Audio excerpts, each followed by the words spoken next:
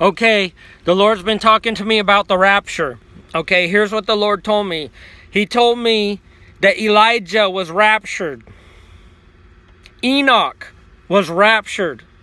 And it's possible that John was raptured when he wrote the book of Revelation.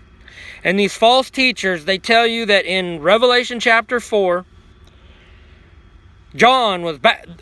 When God said to John, come up here, they say that represents the rapture.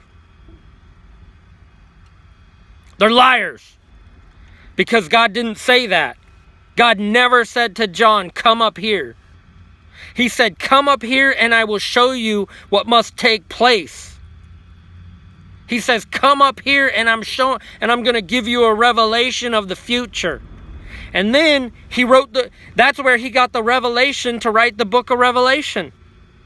So John was possibly raptured, but here's what the Lord told me. There's only one harvest at the end of the age. So we're referring to the rapture is a big, it's a big error. Because Jesus referred to it as the harvest at the end of the age in Matthew chapter 13. Paul called it the day of Christ and our being gathered to him. Okay? But it's not called the rapture. And if you're going to say it's the rapture, then there's many raptures. Like I said, Enoch was raptured. Elijah was raptured. Who knows if Paul was raptured? Paul talks about a man who was caught up into the heavenlies and saw things that he could not utter.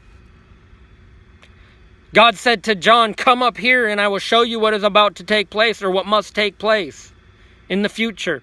So it's possible John was raptured. I've been raptured.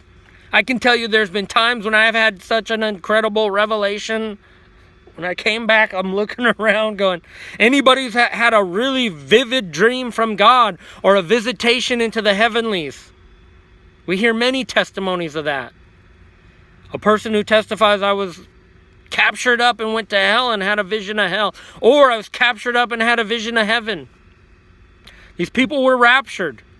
There's many raptures, but there's only one harvest at the end of the age.